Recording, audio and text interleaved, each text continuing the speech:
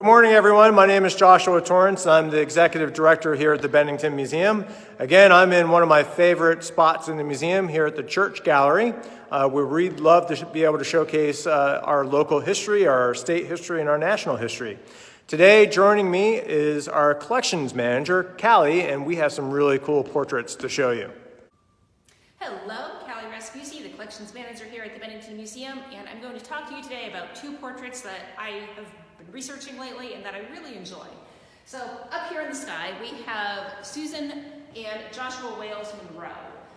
Joshua Wales Monroe was part of a very important family in Shaftesbury, Vermont, and when he was a young man, he really enjoyed the company of the ladies. His father, Joshua Sr., was not too happy about his wayward son, and Joshua fell in love with the lovely Susan Spencer over here on your left. And Joshua Sr. did not approve of Susan for reasons that we don't really know. So he sent his son off to Panama, and at one point sent him to Mississippi as well. Apparently Mississippi wasn't far enough away, so then he sent him to Panama, and hoped that by the time Joshua got home, Susan would be forgotten and he would marry someone who his father deemed more appropriate. It didn't work out.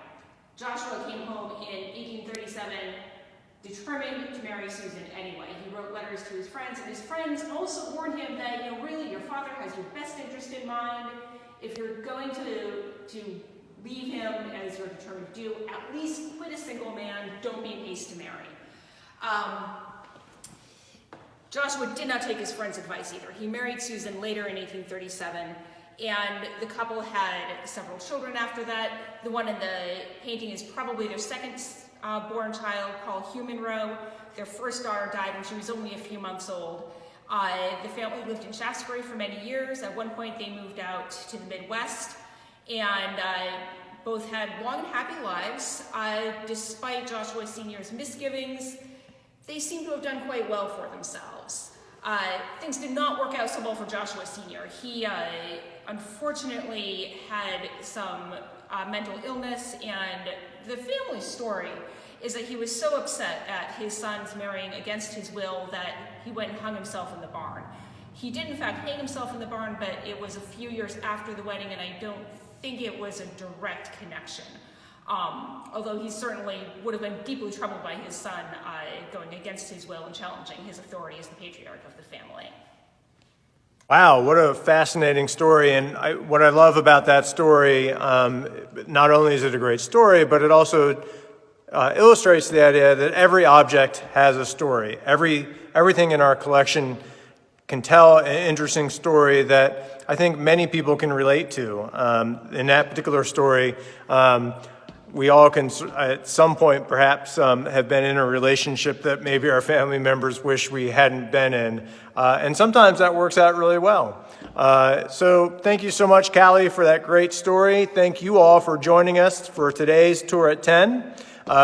We are so happy to be able to bring these to you during this time of pandemic. It is a crazy time out there in the world, but we know that we're here together. I know that Bennington is strong. I know that our state is strong, Vermont is strong, and I know our country is strong, and I just believe that we're going to make it through this and that we're going to be stronger and better in the end run. That said, it is certainly a tough time for lots of us in the community and in our organizations and in our businesses. The Bennington Museum is not immune to the economics of what this pandemic is causing. If you would like to support us, we'd welcome that. You can support us by sharing this video, getting the word out that we're going to survive and come back and be strong, and that we will be open again, and we will welcome you back here at the Bennington Museum. We can't wait for that day. In the meantime, keep enjoying these tours at 10, and we'll see you next time.